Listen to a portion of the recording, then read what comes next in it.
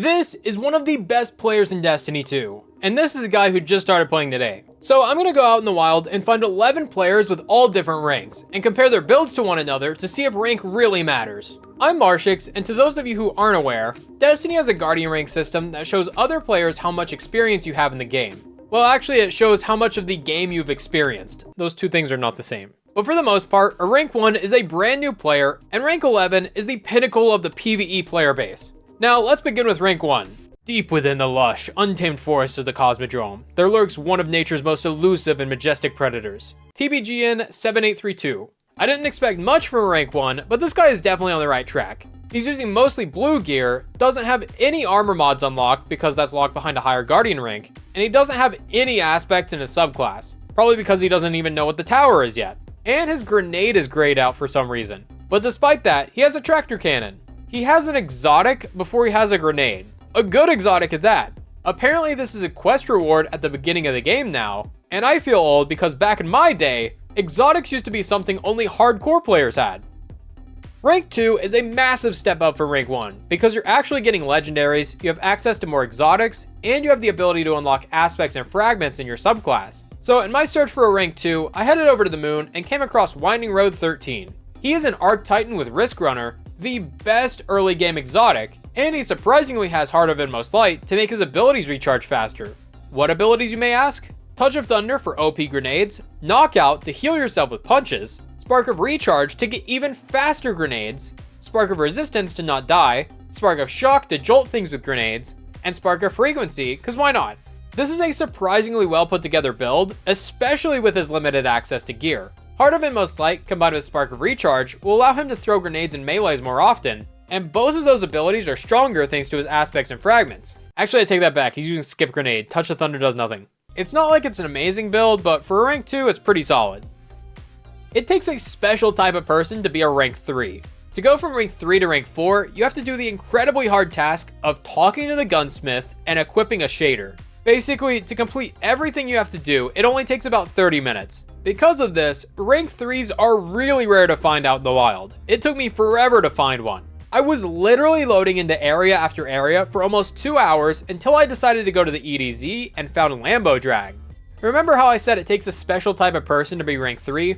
Here's proof of that.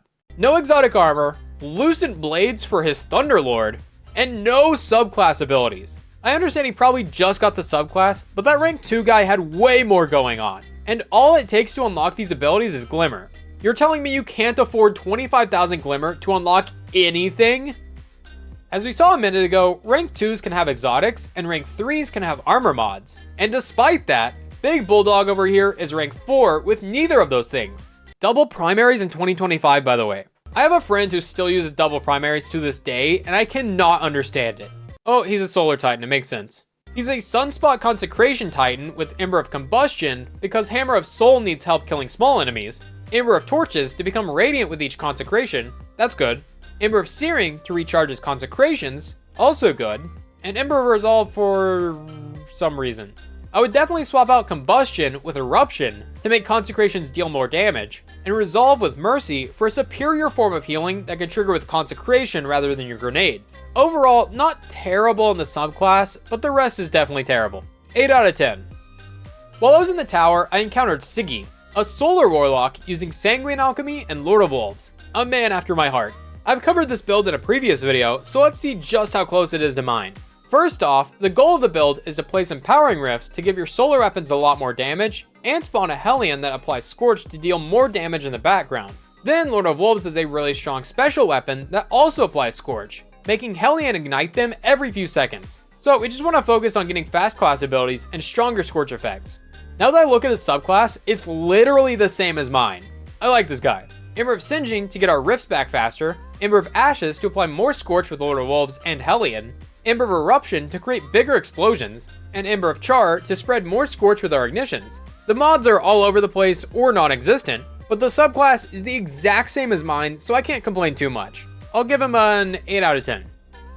Rank 6 is where build crafting really opens up, so there's no excuses for anyone going forward. And what better place to find a rank 6 than Xur's Treasure Hoard? I seriously don't know why they're here. I immediately found 4 of them. Xander is a warlock who loves feet.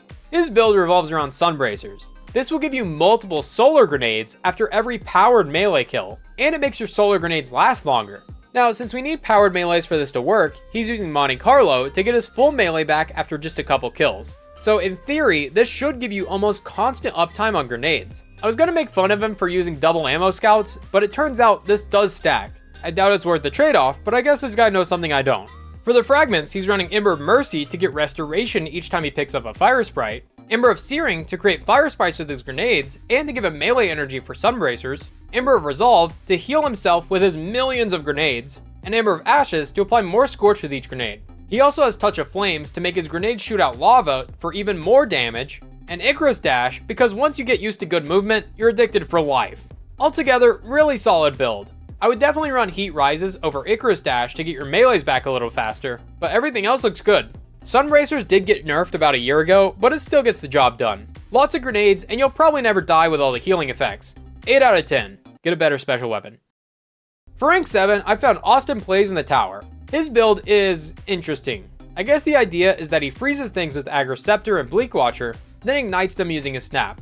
Since Claws of Ahamkara gives him 2 melee charges, he can use his snap multiple times to ignite things. And on top of that, he has Hellion and an incandescent weapon to create even more ignitions and spread Scorch. Facet of Ruin makes sense here, making all the shatter effects and ignitions deal more damage, and Facet of Courage will make his ignitions deal more damage to anything hit by his Bleak Watcher. Also, Aggro Scepter is just kinda busted right now since it can heal you and deal more damage to enemies affected by stasis debuffs, which Aggro Scepter will do constantly. So I made this build for myself and I've been playing around with it, and it's really interesting, but I would definitely change a few things. I would change the exotic to something different like Sanguine Alchemy for more damage with Aggro Scepter, or Rhymecoat Raiment to empower our Bleak Watchers, or at the very least an exotic class item with Spirit of the Claw to still get double melees, but then we would get another perk on top of that. Something like Inmost Light would be perfect for this, allowing us to chain our abilities back to back. Overall, 8 out of 10. After that, I headed over to Savathun's Throne World where I found the Mr. Green Jeans. I see where he gets his name. This guy also happens to be an Aggro Scepter Warlock, but this time it's a lot different. We still have Bleak Watcher to make stasis turrets that freeze everything, but instead of Hellion, we have Feed the Void. This will give us Devour with each ability kill, healing us and giving us grenade energy to feed our next grenade. And because shatter damage is considered an ability, we will be getting Devour whenever we shatter things with Aggro Scepter, which is actually insane. The rest of the build is pretty standard. The only thing really worth mentioning is Facet of Ruin to increase all shatter damage, which is the main focus of the build. Also, instead of a crappy exotic like Claws of Ahamkara, this guy is using Cenotaph Mask, with the weirdest ornament in the game. This will automatically reload Aggro Scepter, allowing it to shoot for way longer, and it can generate ammo for itself whenever you mark a big target. Really nice to have, especially with all the Trace Rifle mods in the artifact. My only complaint with this build is, what is this? This is clearly a PvE build, why are you using Hero's Burden? 8 out of 10. I was having a hard time finding a rank 9, so I grabbed someone from my Twitch chat at twitch.tv/MarshixPrime. I'm live right now, farming god rolls and playing with viewers, so if you want shiny adept weapons with triple perks, link in the description. Setrock is a prismatic warlock with Getaway Artist and Icebreaker. I've used this build in the past, and it's a lot of fun. Getaway Artist allows you to consume your arc grenade to get an arc soul that sits on your shoulder and shoots at enemies. But this has a weird interaction when you have Bleak Watcher equipped. This will give you an arc soul and spit out a stasis turret too. So for one grenade, you get double buddies. Then, since Bleak Watcher will be slowing and freezing things, Icebreaker will be able to ignite them for a bunch of extra damage and refund its ammo. Once again, we have Facet of Ruin to increase all our shatter and ignition damage, and Facet of Courage to increase our ignitions against frozen targets. Everything else is the usual prismatic stuff.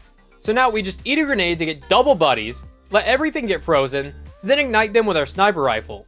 8 out of 10. Rank 10. You've done everything in the game, except solo Sunder Doctrine, because that lock set encounter is so annoying to do solo. Anyway, meet Sawkon. This Arc Hunter is all about punching things and going invisible.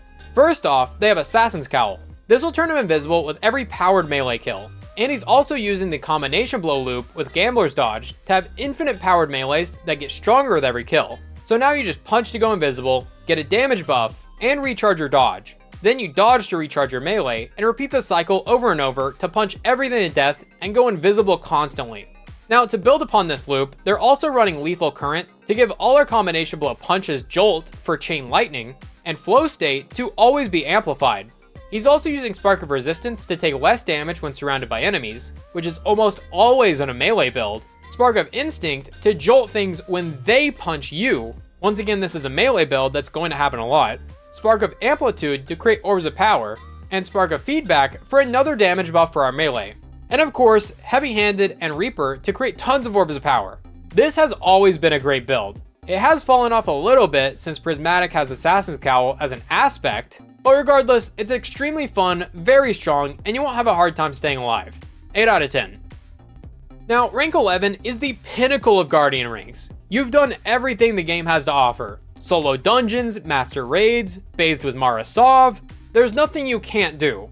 So to find this elusive rank 11, I went to the Dreaming City, and waiting there for me was Yells and Saint 14. This beautiful man is using one of the best builds in the game.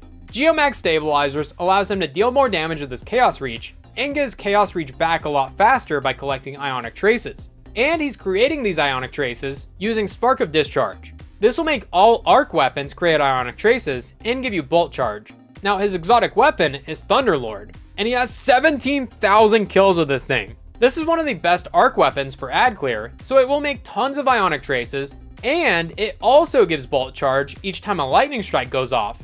And since you're getting so many kills with this thing, it will quickly charge up Ionic Sentry to do even more lightning effects that give even more Bolt Charge. Altogether, he's getting Bolt Charge really fast and creating tons of lightning strikes for extra damage. Then he has Spark of Beacons to also blind everything with Thunderlord, and to make his Waveframe Grenade Launcher blind everything too. So basically nothing will attack you.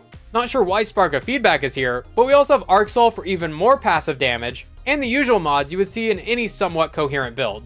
Altogether, I give this an 8 out of 10, but only because I played around with the better version of this build, which you can see by clicking on this video. Thank you all so much for watching. I'm Marshix, and I'll see you next time.